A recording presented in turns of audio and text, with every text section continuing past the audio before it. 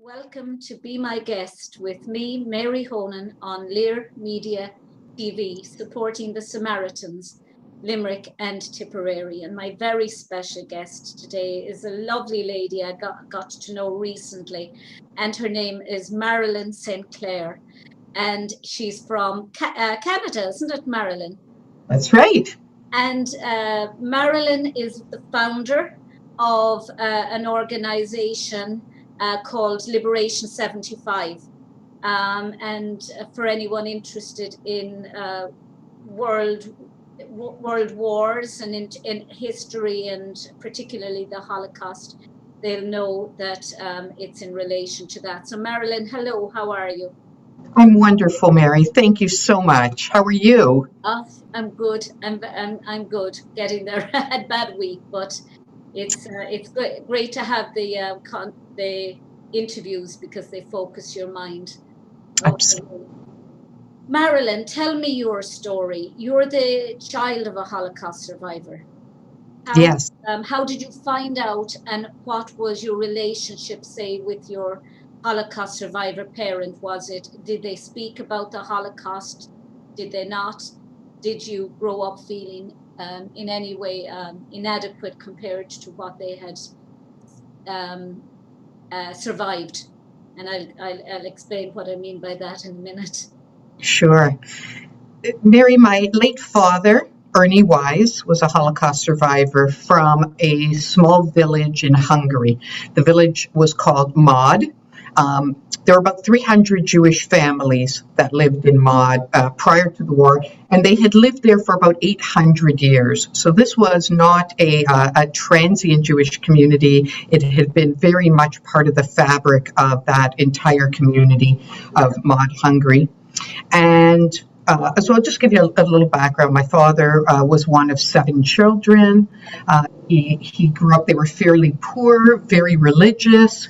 He faced a lot of poverty and hunger in his earlier years, but he said that one wasn't so bad. It was really the anti-Semitism that really stuck with him from the time he was very young, going to a secular school in Hungary, being bullied by the children, chased down the street, told he was a dirty Jew. He said when he was 5 years old, he didn't know why they would call him a dirty Jew. He thought he was perfectly clean. He had bathed that day before going to school. It was very confusing for him. It was a very hostile environment. So he would have told you that it was not a happy childhood. So when we were in that respect, although he said that materially they were very poor, but spiritually and relationship-wise, they were very rich. The family was very close. The community was very close. They were, because they were religious, they felt very much like they were with God all the time. God was with them. And so these were the stories that I grew up with in my childhood. So then my father would say that his family died in the war. Now, as children, we thought, we had seen war movies. So we thought, well, maybe a bomb fell on the house. So, that happens in wars. Or maybe, weirdly enough, my sisters and I talk about this all the time, we sort of imagined them in the trenches fighting a war. But what we never really conceptualized was my father was a teenager, and he was the eldest. So the eldest of 7 children, these children were very young. He had little brothers and sisters. So I don't know why we thought they were in the trenches fighting a war. They were children. But we had this sort of idea. And then my father kind of jumped ahead to being liberated, and the soldiers, the American soldiers, and how beautiful they were, and kind and majestic. In his mind, our stories were about the soldiers leaning against the wall, drinking Coca-Cola, and how all the people who they had liberated wanted to be like these incredible American soldiers, and how America was a land paved with, gold on the streets, and the boat from the DP camp in Germany to New York they had food, so much food. These were the stories of our childhood. So the stories were not unpleasant stories. They were stories of we went from poverty to freedom, wonderful soldiers, incredible United States with everything they could have dreamed of and more. And, these were all the stories. So my father, like so many survivors, conveniently left out the middle. Yes. So the middle was, of course, that the entire village of Mad Hungary, shortly after, the important Jewish holiday of Passover. How do you spell Mad? M-A-D. Mad. Yes.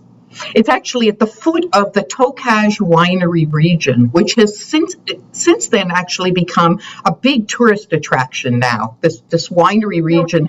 Because I asked that because I interviewed a woman who I've become very friendly with now, and she received a British Empire Medal there recently. Now, she's also from Hungary, and her mother worked for the King of Hungary, teaching the children dance. And she remembers the absolute anti-Semitism also. That's one of her strong memories more than anything else. So, yeah. Yeah, and that's interesting because, every Holocaust survivor you interview will tell you a different story about their experiences. And a lot of it depends on where were they standing when the Nazis came in. So, sorry, I digress for a moment, but we have a Holocaust survivor in Toronto who was Italian Jew, whose parents sent her to Czechoslovakia to live with the grandparents, thinking she'd be safer there. Her experience was completely different than her Italian relatives because she was in Czechoslovakia when the Nazis came in. So even people who had the same geographical experiences, even people say all from Hungary, everyone experienced it differently. Even though they experienced the same horrors, they all seem to somehow store the memory differently. Some try to forget it. Your father tried to focus on his childhood before and the survival afterwards, but in between that chunk was, Toba Bramchik, who is from Canada, that we spoke about on the phone. Her father spoke entirely about it. There was nothing they didn't know about his experiences. So everyone, go carry on anyway. My father, I will just preface it by saying, in response to what you said, Mary, so few survivors talked about their experiences until really the 1980s, sort of 40 years after. And there were a number of reasons for it. And I'll get to that in a moment. So my father was from what the academics will call the countryside of Hungary. And the Jews of the countryside had very similar experiences to each other. And the Jews of the big cities like Budapest and Debrecen had similar experiences to each other in that respect. By the time the Nazis came in 1944, they had a very systematic approach. So the Hungarian Jews of the countryside had these similar experiences versus, say, the Polish Jews that really all had very different experiences from each other. Yeah. So the Nazis came in, they brought in very few people, but they had the Hungarian gendarme, the police force, do their dirty work for them, which my father liked to point out, they did with glee. They didn't fight the Nazis on doing it. They gladly embraced the job of rounding up all the Jews, putting them in sort of ghettos for a very short time, getting them onto the trains and deporting them largely to Auschwitz. So, and the stories that came out later from my father, which he said were more disturbing than what happened in Auschwitz, were the stories of the neighbors that they had lived with for hundreds of years, cheering, saying, kill the Jews, take them away, and turning around and seeing his house being looted when he was not 10 steps from the house. He said that was more disturbing because that was a direct and personal betrayal of people they lived with, they did business with, they went to school with. He said to the day he died, he said, I don't know why they wouldn't just hide in their houses and shut the drapes. He said, I didn't expect them to stick up for us, although that would have been nice. He said, but the fact that they cheered it on was a huge betrayal. So those were some of the stories that over the years really stuck with me. So then my father ends up in Auschwitz after, a perilous train ride, of which he is given this massive task of being the keeper of the one bucket of water for everybody jammed into the cattle car. And this was also a story that has really resonated with me. They appointed him a 16-year-old boy, but he had been a yeshiva boy. That meant he had been studying the Torah. And they felt he was probably being so deeply religious that he would be fair with the water, even though his mother was on the train with him, his grandmother, and all these younger brothers and sisters. And he felt it a monumental task to stay up all night for the 3 to 4 nights they were on the train to make sure nobody stole the water. It's crazy, right? How do you give a 16-year-old boy that awesome responsibility and they had no idea, of course, how long they were going to be on the train for. So he had to dole it out in very small amounts, hoping that it could sustain life and last them for however long they were going to be on that train. So awesome. So they arrive at Auschwitz, and the famous Mengele says, you go left, you go right. My father goes in one direction with his father and one brother, his mother and all the small children and his grandmother taken to the other side. He said he never saw them again. In the chaos, he didn't say goodbye. I mean, he never thought he had to say goodbye, of course. And people often say, well, how did the Hungarians not know by 1944? And you remember all the Jewish radios had been confiscated, but they had no newspapers that they were allowed any access to. But my father does tell a story of one man who escaped a death camp, came back to Hungary, came to the synagogue on Saturday, where, of course, the whole Jewish community was, and said they're going to deport us to a place where they're going to murder us all. And my father said the people in the synagogue were so angry at this man. How could he dare tell lies? Yeah. He said they had no idea. They couldn't fathom. How could anyone fathom? And it's hard to talk to students about it now because, information is so readily available now. And it's hard to talk to students about an environment where there was no information. And the information that came in, you just couldn't believe. No. So there they were, and, they were in Auschwitz, and there are harrowing stories around that, Mary. Eventually, the brother and the uncle he's with were also murdered. And my father is alone in the world, and he's a 16-year-old boy.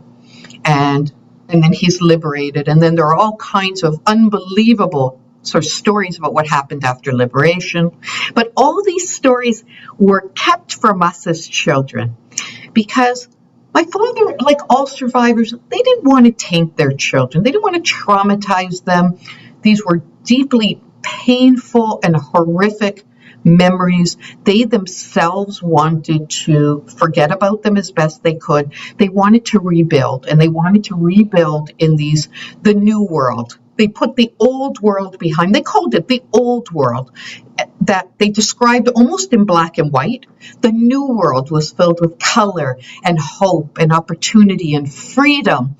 And that was, that's what they wanted to emphasize. So what I would always say, in speaking to groups was that their mantra was, don't talk, don't tell, rebuild, rebuild. And that's what they wanted to do. How much of his faith do you think helped him? How much of the fact that he was a religious, from a religious family? Because lots of people I've spoken to had no concept of being Jewish. When they were being called dirty Jew and all these names, and when people were being told that they had the right to go into these Jewish homes and confiscate goods because the Jews had taken them from them, and that they were really their possessions. If you tell a person long enough that these people are evil, they eventually start believing it, especially if they're privy to no other media other than the media that the Nazis or certain people want you to believe.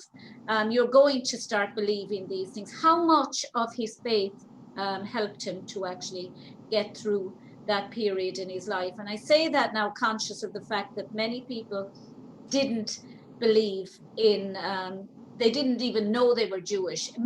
Many, like Dr. Helena Ganner, who wrote 4 letters to the witness of my childhood, were atheists, came from atheist homes, just were ethnically Jewish, and yet some inner sense of inner belief, whether it's a messianic belief in survival and the ability to survive, and the hope that tomorrow is going to be better, helped them to get through it. But how much of an actual belief in God, in a Messiah, was it that helped your dad?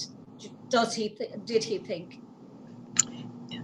Faith is a really interesting subject to talk to Holocaust survivors about. We have one Holocaust survivor in Toronto named Judy Cohen who says God was nowhere in the camps. Yeah. And so in some ways, the very religious, some had it easier and some had it harder. Some had it easier because their faith brought them through. Some had it harder because they felt God had betrayed them. Or maybe there was no God and they had lived their whole lives believing so fervently in an omnipotent God. And so in my father's case, because he was a young man, he felt very much betrayed by God, that maybe there was no God. He came out of the camps very disheartened about his faith. And yet, faith still played a role in every decision he made after, because you can't shake faith that easily, even if you try to. So, for instance, so my father was liberated by the Russians originally. And the Russians came in and they said to the Jews, they just opened up the gates of the camp and they said, look, you're in the middle of a German village here. Go kill the Germans. Take their stuff. Do whatever you want. We're not looking. We don't care. It's, do whatever you want. You deserve it after what they put you through. A bit like the final scene in Schindler's List. Kind of like that, yes. The gates are opened by the Russian. So the gates are open. Don't go this way, they hate you. Don't go that way, they hate you. Go that way. Yeah, but in this case, they told them, just go, do whatever you want. Take whatever you want. Go kill them. We will look the other way. So my father and 2 other young men walk to a house, a farmhouse. And they're in their garb, their concentration camp garb. And they knock on the door. And they say, as they're knocking on the door, one of the boys says to my father, the Russians told us we should kill them. And they all look at each other and they're like, kill them? Like, we can't kill people. Like, that goes against everything we believe in. Thou shalt not kill. That's the worst crime of all. So they decide they're going to knock on the door and they're going to ask the German family, would they perhaps have some food that they could share? At this point, all they're really thinking about is food. So they knock on the door and a German woman answers, and she's shaking. She's petrified. She knows that they could be murdered. They just lost the war. And this is, May 8th. And they said, would you perhaps have any food that we could have? We'd really appreciate it. My they asked ever so politely in German. They spoke German. And the lady, hands them a live chicken. So here are 3 yeshiva boys standing together with a live chicken. And they're like, okay, I guess we have to kill the chicken. They're like, we can't kill the chicken. That would be so cruel. So they were so still emboldened by their faith that they couldn't even kill a chicken, let alone humans. So they knocked back on the door and asked the woman ever so politely, could she kill the chicken for them, please? I just laugh at that. The poor chicken. But when you're hungry, you're hungry. That's right. So my father said, they expressed like tremendous gratitude to the German lady because, he said at the core, they were good people. The Nazis didn't take away their humanity. He said, to him that was the biggest point, was that you can take away our lives, you can torture us, you can, take away everything from us, including our names and our communities and our language and everything, but you can't take away our humanity. And the humanity was really faith-based. It was from their deep. There's a wonderful book by and it's Man's Search for Meaning by Viktor Frankl. And to me, it remains in all the books, Holocaust books I've read, and I'm actually looking at some of them in front of me because we put them here in the studio, loads of books and that. But in all of them that I read, for me, it is the one that had the most profound impact, because here was a man, a psychiatrist, who was put to work in Auschwitz, even though his baby and his wife were dead. And he was forced to work. Thankfully, he didn't have to kill anybody or work with Mengele. But, he said that the one thing you can take away, people can survive without food, and they can survive without water, and they can survive without a lot of things. But what they can't survive without is hope. Absolutely. And them, and that's, I think, at the core of what I'm asking you about the messianic versus just belief in I will survive, things will get better, or a belief in a God. It's belief in something that when hope is gone, that's it. No matter if you're the strongest physical person in the world, or you're the weakest, once you have hope, that's what gets you through. And that's what a lot of people felt.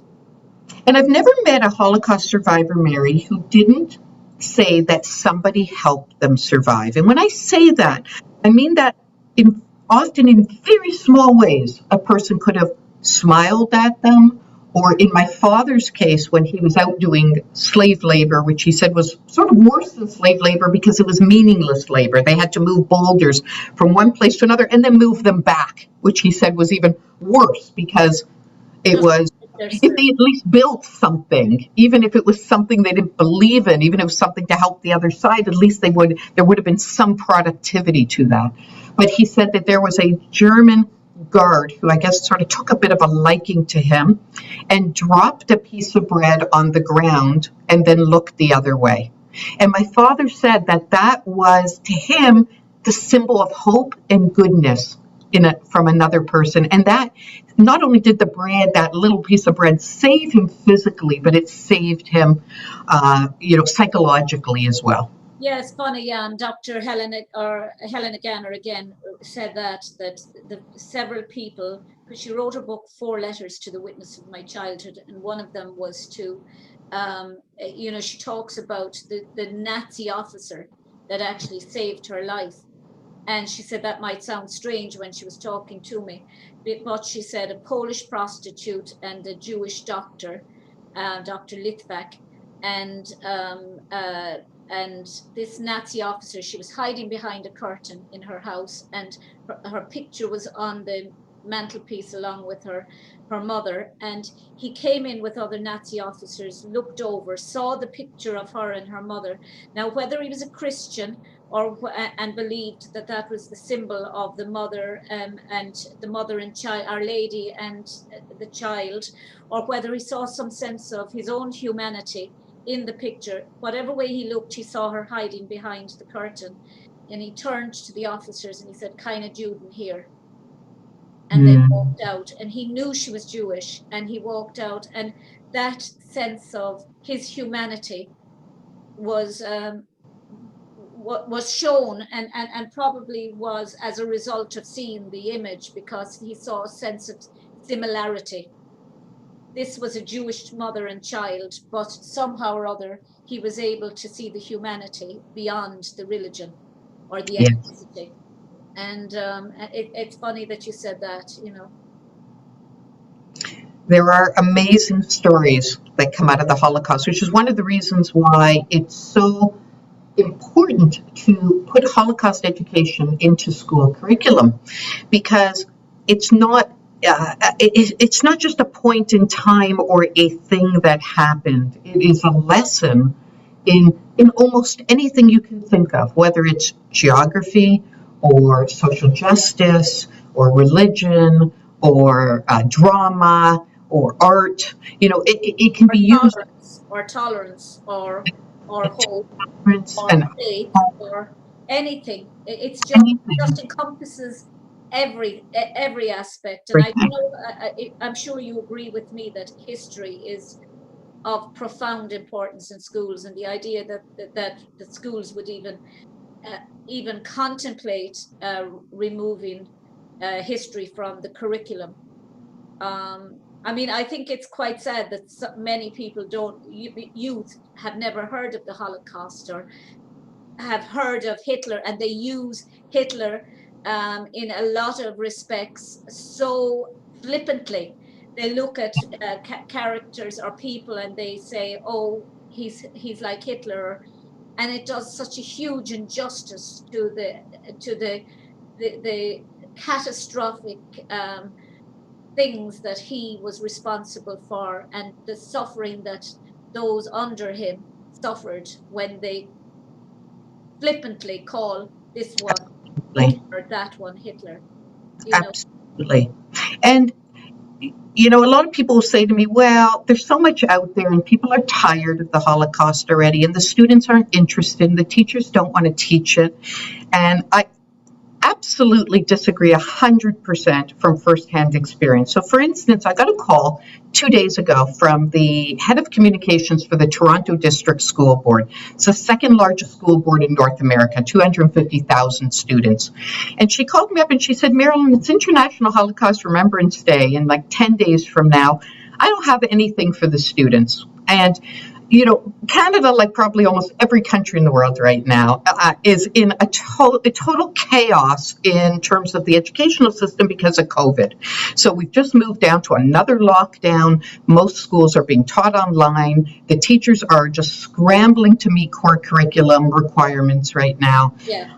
And I said, you know what, her name is Sherry. I said, Sherry, I'm going to call the USC Shoah Foundation in LA, and I sit on the board, and see if they would allow us to do a Canadian premiere of this wonderful animated 21-minute film called The Tattooed Torah, which is based on a true story. It was a beautiful children's book. It was made into a beautiful film that has not been released except at film festivals. So I called them up, and they're like the best organization. They're like, of course, Marilyn, like, take this film. So we put it online for teachers to register less than 24 hours ago. We have hundreds of teachers representing thousands of students who have signed up to view this film in the middle of COVID, the middle of a lockdown, with very little time to promote it. And the teachers are so hungry for these messages. They are dealing with so much hate and intolerance in the schools. And I know Canadians don't want to talk about it so much because we're supposed to be kinder and gentler, which maybe we are, maybe we aren't. But there is tremendous anti-Semitism in the school systems right now. There's Islamophobia. There's racism. There's just hate. People are just being hateful right now. And this is a film that hopefully will talk to the students about fighting hate. But as well as that, Marilyn, it should be stressed. I teach the Holocaust, and I'm fortunate, I suppose, in two of the colleges. I go every year to Catholic University of Lille in France. Actually, I'll be speaking in March again on the subject every year for Holocaust Memorial Day, and usually they translate it into French for me, and then it's published in French. But and the Mary Immaculate College here in Limerick, and the amount of students now for their final year project, they're all training to be primary teachers and secondary teachers, and the amount and religion teachers. And I was teaching Islam and Judaism and the Holocaust, and the amount of them, it was so nice to see that actually chose to write about Judaism and about Islam and about, in particular, the Holocaust for their final year project. But like that, we were thrown into disarray because everything went on, and they usually have to make a presentation, because I taught religion and creativity. Because my degree was in art and design, I taught religion and creativity and how they could use creativity to teach a subject as horrific as the Holocaust to young children. And the amount of honest to God, the creativity that came out of that. One girl's in particular, just actually, it was so emotional, the actual piece that she did based on her parents' trip to Auschwitz, and how she thought she was going to teach that to children was extraordinary. Simple and just extraordinary. And it was actually, the whole course was complemented by the examiners, the government examiners, because it was probably the first of its type certainly in Ireland. And they, and I was really proud of them, because it just, I mean, even with the call to prayer in Islam, one or two of them had never heard it before and felt it was so relaxing. So I put it on while they were actually creating within the class, and then we, they learned so much about the Torah and so much about Judaism, and particularly the Holocaust, that they never knew. And these were possible primary and secondary school teachers, and we do have a robust history in this country. We do teach the history, and we do teach the Holocaust in primary and certainly secondary schools. So, but I was surprised at how little they knew. And a lot of teachers are intimidated by teaching it, because they feel they might say something wrong, or they might, it's a complicated story. And, I want to encourage teachers, though, that there are so many fantastic resources out there by organizations around the world. And if they are intimidated, go to the world's best. Start with the best, because you can trust the resources like Yad Vashem in Israel, or the United States Holocaust Memorial Museum in Washington. Tons of incredible resources that can be trusted. They'll walk you through it. I personally love and recommend the USC Shoah Foundation's Eyewitness program, which is designed for teachers, for students. And they have 52,000 Holocaust testimonies, including my father's.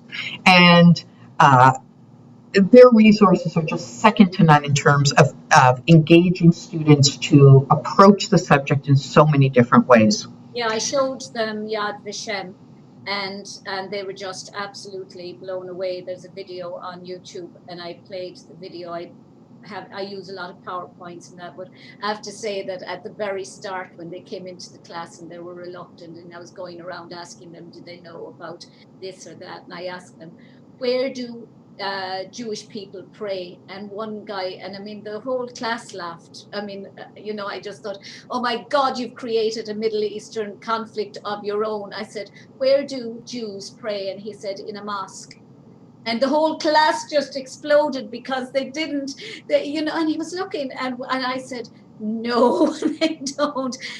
But after that, the class relaxed. They knew that they could actually make a mistake, and nobody really was going to judge them. And they learned so much inside of that class, particularly about Judaism, and about putting up the menorah on the door, and how many inches the menorah has to be placed, usually at a slight angle, and the prayer that has to be said when and the fact that you put a menorah usually on the doors, the entrance doors to the house, other than the bathroom, and they were fascinated by the simple kind of breaking it down simply to them, because they can only take in so much until they learn for themselves then. Absolutely. And I used before to I be, actually go ahead, I said the menorah, and I meant a mezuzah. yeah. I was there saying, did I say menorah? Of course, the menorah is the candle with the eight days lit candle. And I was there saying, I know I'm saying menorah, and I meant mezuzah. It's a beautiful, actually. The mezuzah is beautiful. Well, it's funny. I'm in my office right now alone because all my staff are working from home. And I have a mezuzah on my door, but it was given to me as a gift by a Catholic client of mine who went to Israel on a Christian mission and was angry at me that I didn't have a mezuzah on my own office door. Shocking. How I could know. you have had a mezuzah? What and they're usually only placed, say, on the bedroom and on the sitting room and on the entrance doors, and they're at a certain distance below, and slightly at an angle, and they're a symbol, aren't they, of the fact that there's an observant Jew living within this within this home. It's not really. It's actually everybody who's Jewish is supposed to have it, whether they're observant or not. Yeah. Inside the mezuzah is a little scroll, and it's handwritten. Has to be handwritten by a person who is specialized to do it, and it's rolled up, and it's actually on like lamb's paper, a sheet of paper. And essentially what it says is a prayer that says, the Lord is my God, the Lord is one. So it's the recognition of sort of the monotheism of Judaism, that there is, one God. And so when you go into a room, you're supposed to, religious Jews will actually like kiss the mezuzah, like they kiss their hand, and they touch it. So it has to be low enough for people to touch it. And every time they enter a room and exit a room, they're going to do that. So it's to remind yourself that there's one God. And it's not so unlike in Catholicism, where particularly religious homes. My home was very religious. My mother was very religious, and she would have the holy water font inside the door, and you would touch the holy water font, and you would, because Christianity is we were. The Jewish faith, if you like, and Christianity sprung from the Jewish faith, same as the Baha'is sprung from Islam. And so we have lots of similarities in our faith and in our practices. A monotheic God, we believe in the one. We're three Abrahamic religions, after all, Islam, Christianity, Judaism. So we have lots of similarities. Ours would be the holy water or the crucifix inside the door, whereas in Judaism, it's the mezuzah. Yes. So it's interesting because you think about it now, and sorry, I know this is a bit of a digression, but digress away.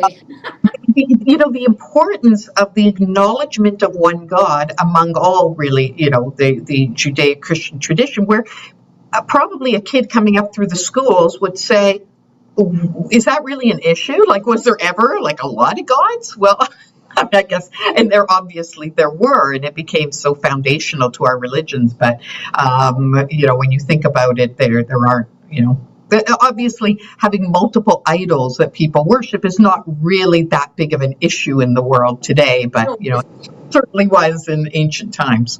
It certainly was. But how did you get involved? I mean, how did you decide? Because I'm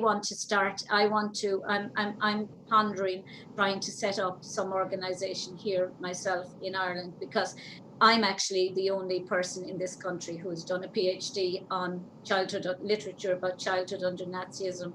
And so it's, I feel like a bit of a lone wolf, if you like, really. But how did you actually go about setting up Liberation75? And tell the listeners about Liberation75, because it's now 76 this year. Other than I know. So the idea for Liberation75 actually sort of sprouted in 1985. So what was special about 1985 was We had the first Canadian gathering of Holocaust survivors and their descendants in Ottawa, our capital city, which was following a movement that was occurring around the world that followed the first Israeli gathering of Holocaust survivors and descendants. Then there was an American gathering, and then there was a Canadian gathering in 1985. So think about this, Mary. It's 40 years after liberation, and for the first time ever, Holocaust survivors and descendants are going to come together to talk about their responsibility in the world in terms of talking about the Holocaust. No one was talking. So my late father asked me and one of my sisters, would we go to Ottawa with him? And interesting, because, he never talked about the Holocaust. And, we would do anything for my father. He really was the most wonderful man. And so we went with him to Ottawa, about 4 hours from Toronto. And here was a gathering that went on for about 3 days, where 5,000 Holocaust survivors and their children came together to tell their stories. It was so powerful, and not just in Canada, but around the world, wherever the movement took place, that the survivors after that started to build the museums and the monuments and speak at schools and form commemorative events. If you look at any of the major Holocaust museums, memorials, none of them existed before the mid-'80s. This was a movement that sort of took place around the world. So on the way home from that, my father said to me, you should do another one like this sometime. Like, don't let this just be a one-off. This was really powerful stuff. Yeah. I said, absolutely, Dad, when the time is right, I'm going to do another one. Now, I was only 21 years old at the time. And now, at the same time, I turned it back on him and I said, now you need to go to schools and tell your story, even though he had never told it to us. You need to go and you need to educate students. And he said, okay, I will. So he started doing that. And over the years, he would remind me, you said you were going to do another one. And I kept saying, Dad, when the time is right. Now, my father passed away in 2010, so it's been 11 years, almost to the day, actually. And he, in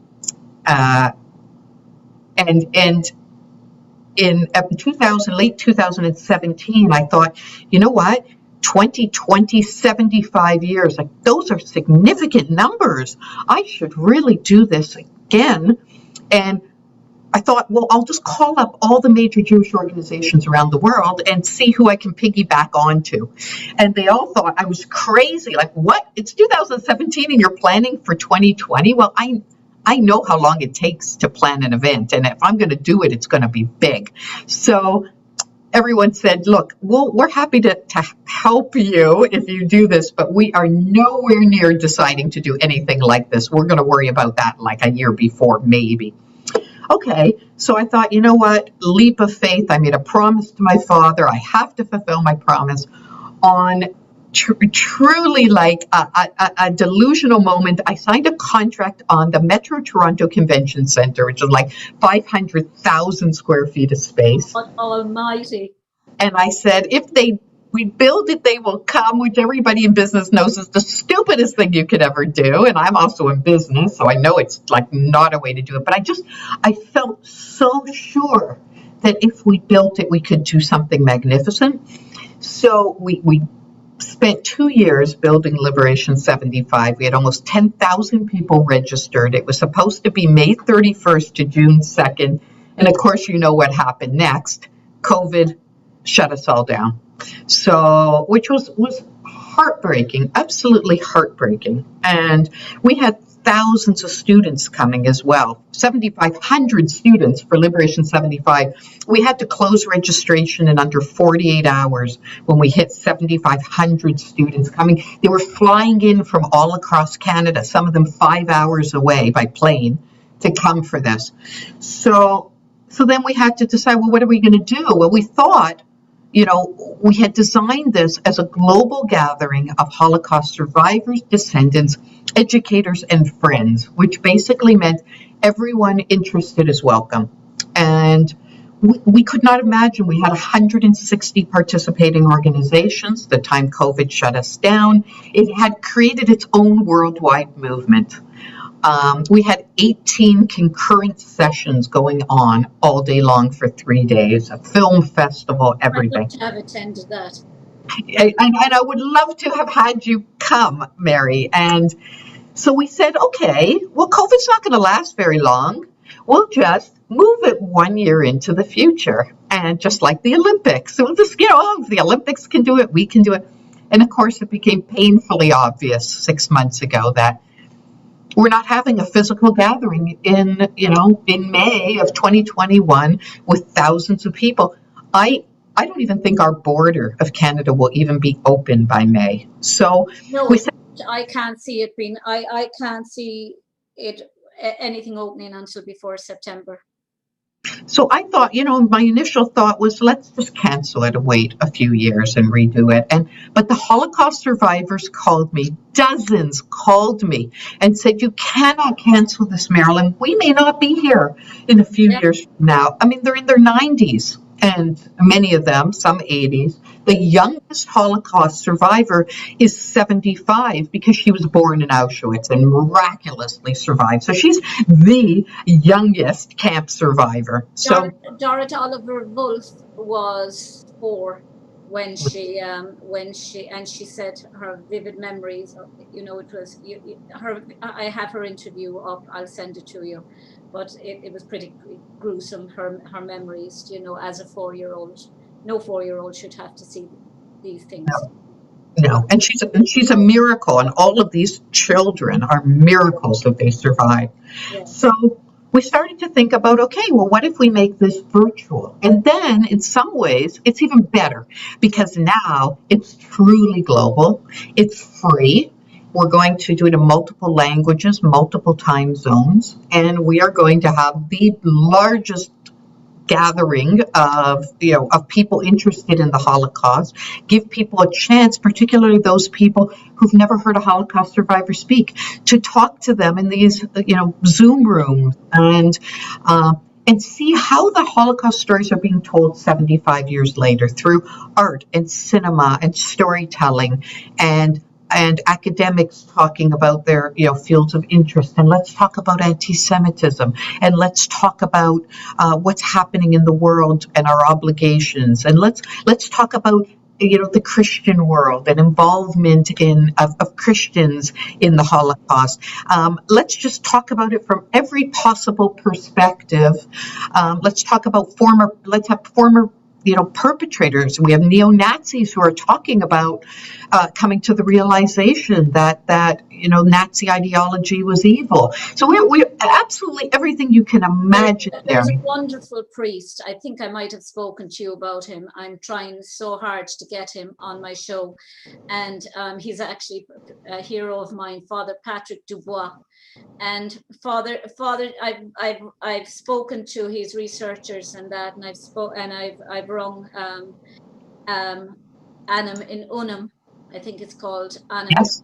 In Unum, in France, and he has done so much to try and, as he calls the Holocaust of bullets.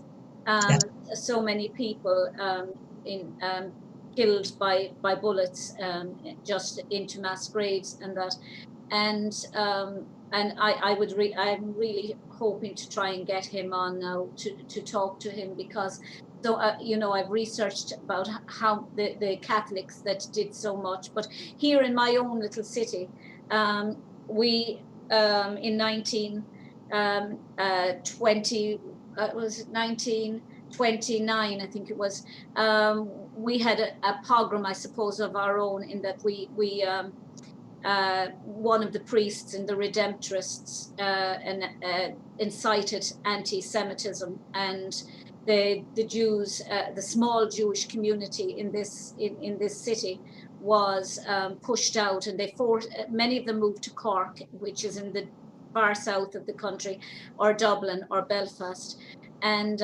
roll on since 1929. I was proud that I suppose I received a civic reception in the city for my research on the Holocaust.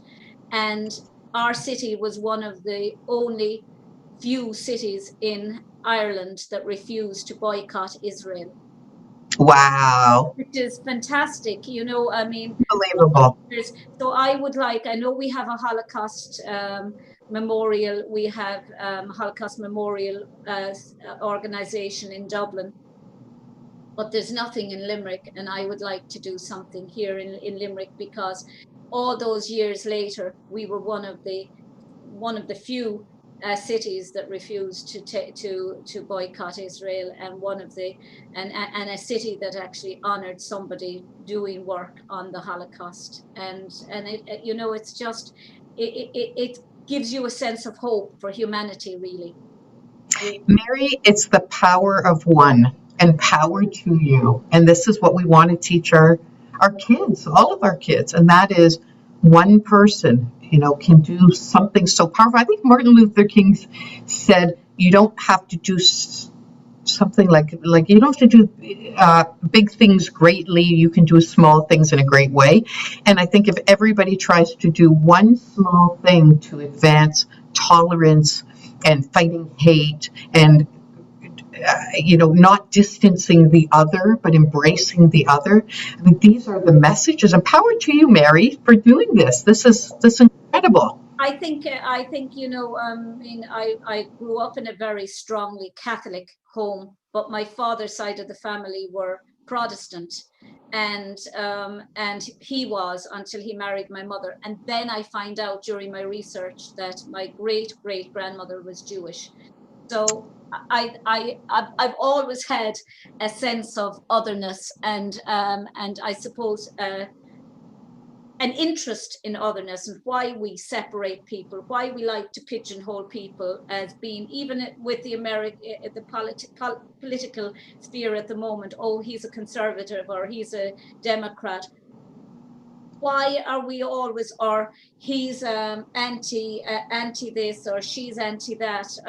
Why don't we just want to listen to each other, even if we have completely different opinions, vastly different? Why are we so afraid of hearing each other and listening to each other? We're never going to understand why you think like this, or why you practice your faith like that, unless we sit down and talk. 100%. Absolutely. Talk openly and with compassion. And when that little boy says, "What's a Jew?" that's a great question. It's not a bad question. People are so afraid to ask questions where they feel like they might show ignorance, or it might be construed as being hateful, and they might get canceled. This whole cancel culture now. It's just scary. Cancel culture. You can't say anything. It scares me to bits, because we are never going to ever. And I mean, the idea that people would actually prevent lecturers from speaking because they hold a different value system, or they hold a different religious persuasion, or a different political view. They're the people you need to listen to and challenge and discuss and say no. I mean, that's how World War II started, because people boycotted Jewish lecturers. They wouldn't allow Jewish teachers. They didn't allow Jews to go to school. They burned books by Jews. And, for heaven's sake, don't go down that road again. I know. I'm with you 100%, Mary. Absolutely. And I think there's much we can learn, and we have lots of information in the world out there. Some of it's good, some of it's not as good, and we need to have these dialogues, and more importantly, between people who have different opinions than between people who share opinions. It's very boring to sit down and talk to somebody that actually agrees with you 100%. After a while, your ego gets over the fact that everybody is agreeing with you. It's nice to sit down and have a debate with somebody that actually mightn't agree with you on things. God, there's nothing worse than hearing that. And you hear it so often now, that people are having their invitations revoked to colleges, and this college and that college, because they happen to have a completely different political or religious or they support Israel, and they don't support Israel, and their invitations are revoked. Why? We're never going to learn from each other unless we sit down and talk and say, I disagree with you, and this is the reason why I disagree. Yes, absolutely. So one of the things we really want to encourage at Liberation 75 are these kinds of, difficult discussions that 76 years after liberation, even though we're still calling it Liberation 75, what have we learned? Where are we? Where do we need to go next? What's the unfinished business that still exists that we need to look at? And to look at ourselves and our own responsibilities. And I just think it's so important that we take these moments to say history matters. And if we don't learn from history, I know it's almost like a cliche now, where that we're bound to repeat it. But it's true, and people can't live as if every day is a unique day. History matters, and the Holocaust wasn't that long ago. How strong do you think that the relationship between Holocaust survivors have come as a result? I say this now when I think of Art Spiegelman, and who wrote Maus, and the fractured relationship between him and his father Vladek, and his stepmother, who really, they should have been really close to each other because they suffered the same. They went through the Holocaust, but each was a constant reminder, I suppose, of what they had suffered, and they wanted to forget it. Equally, you have many Holocaust survivors, like I go back to Toba again, whose father and all his friends became the family that he had lost in the Holocaust. Was that the same for your father? Did he have close relationships with his Holocaust survivor friends that almost became like family to you because you grew up with them? My father came out of the war with two uncles who had moved to Canada, and it was the reason actually he ended up in Canada. And we were closer to them than we would have perhaps have been, like in my case, to like a great uncle. But mostly my father's concentration was on his own children and his own immediate family. Again, it kind of depends on cultural groups. The Poles created much more of these sort of communities, post-war communities, where they were very, very close. Polish Jew. They had this what's called the Landschaften. Sorry, I can't pronounce it right now. Landsmannschaften, which is like a landsman kind of group, where they all came together. They were very communal. The Hungarians were not as much so, but it's interesting about parents and children. Like, we were extraordinarily close to my father. We wanted to cause him no pain. We were always good children because we wanted him to have a good life and be happy and have some happiness. And we worried about him. We took care of him. He took care of us for sure, but we also took care of him in a way that like teenagers don't usually think about their parents' feelings in the same way. But we do know, I know quite a few survivors who had very fractious relationships with their children. However, what happened was, and this is the most interesting, Holocaust survivors and their grandchildren have bond like this. The survivors could talk with their grandchildren, could tell them things. They didn't get the trauma from the grandparents. They got the good stuff from the grandparents. It's a very, very interesting thing that happened. But, there's also a huge difference, I have to say, Mary, among the children who were born years after liberation and those who were born in the shadow of the Holocaust. So I was born in 1964. My father had already been free for 20 years by the time I was born. Yeah. Those kids who were born in the DP camps, and I know many of them, think about what they lived through. Like, they were born to traumatized parents who often married the first person they could find who would marry them. They felt like they were damaged. They had to move somewhere else where they had no money, no family, no language skills, no community. And those children grew up in very difficult situations. When I meet Syrian refugee children, I think to myself, you know what? You are like those children born in the DP camps after the Holocaust. Yeah, yeah. You know, really born in very traumatized lives. So sometimes it's hard to compare. You know, the children. Even though we're all children of Holocaust survivors, we had very different experiences. Well, finally, I suppose. I mean, I read a book by. It was one of the books I looked at. I was a child of Holocaust survivors, and to me, it was just a little graphic novel, and what a memoir, graphic, I should say, because of the graphic imagery and that it could be perceived as a novel, but it was actually a memoir of her experiences as the child of a Holocaust survivor. And she explained it so magnificently when she used to talk about the H she used to get listening to her father's stories, our parents' stories of the Holocaust. And it was almost like a drug that she had to constantly inject into her veins so that she could keep getting this H from listening to their stories. She constantly was searching and searching and searching and searching, as she said, to find their story. And she never knew where their lives ended or their suffering ended and her life began.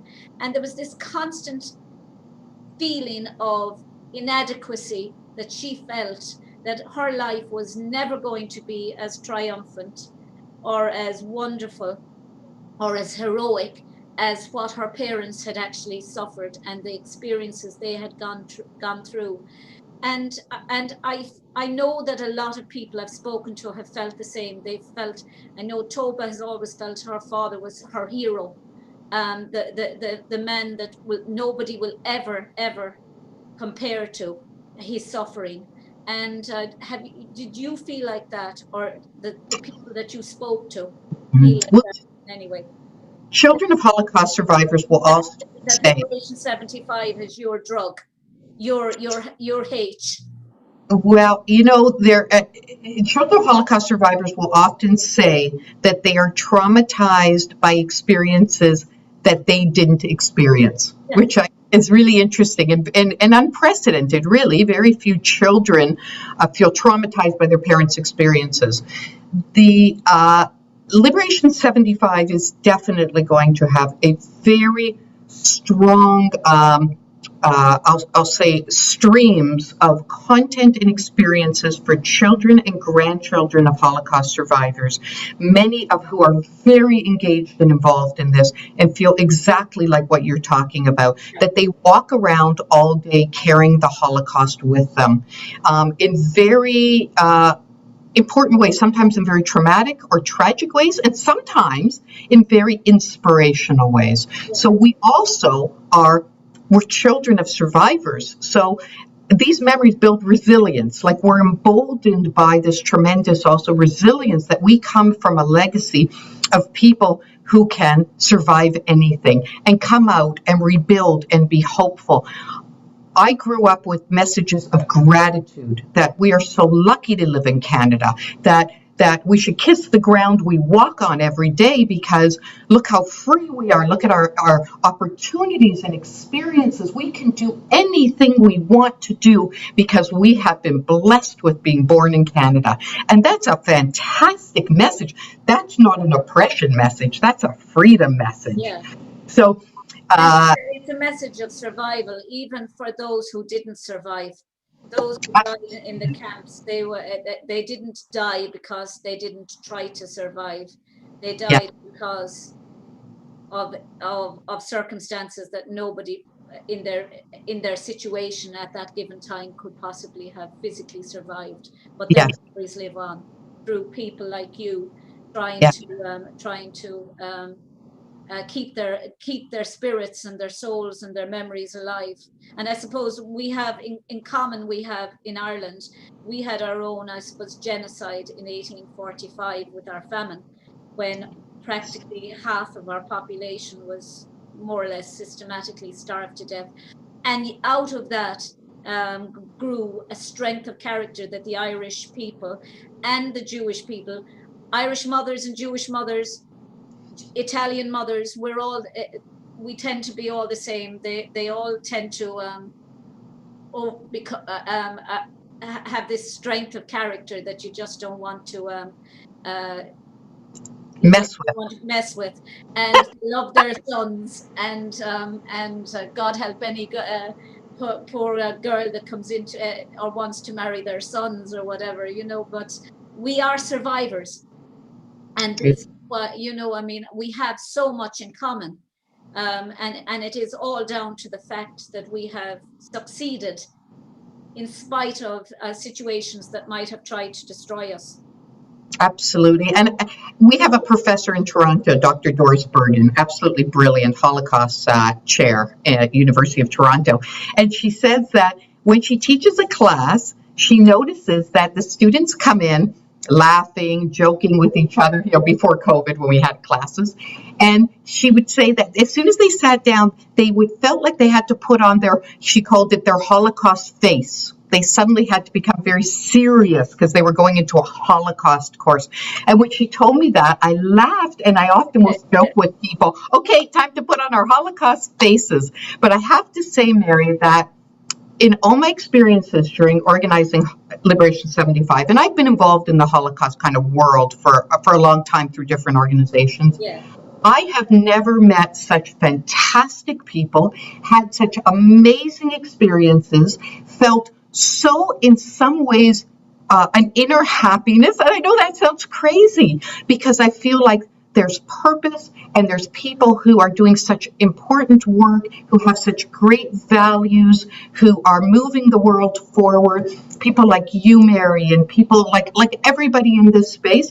So I have to say that the Holocaust, while as tragic as it is, has also been kind of a happy place for me, and a place about feeling like I'm making a difference. And what greater joy is there in the world than making a difference? And so I want to tell everybody listening, if you're still listening over an hour later, minutes. Oh my gosh. Okay. And well, we can close up. I want everybody to come on to liberation75.org, and we put our save the date out May the 4th to 9th.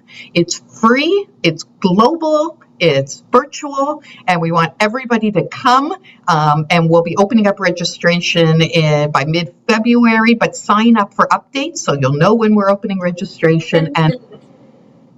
Sorry? Send me the link. I will send you the link, and if you only go to even one thing, I promise you it'll be a life-changing experience. Well, on that point, thank you so very much for being my guest today. And continued success to you, and blessings to your family. To you too. And it was truly a pleasure. And when you get your Limerick Holocaust Center up and running, I will publicize it for you. Thank you. Thank you so very much. Shalom. You too. Bye-bye.